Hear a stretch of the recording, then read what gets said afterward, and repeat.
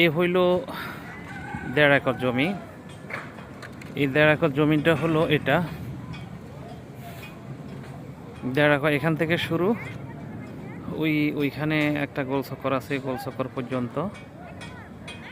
তারপরে হলো world university, পাশে শান্তামরিয়ম বিজিএমই, এগুলা সহ এই যে শান্তামরিয়ম বিজিএমই।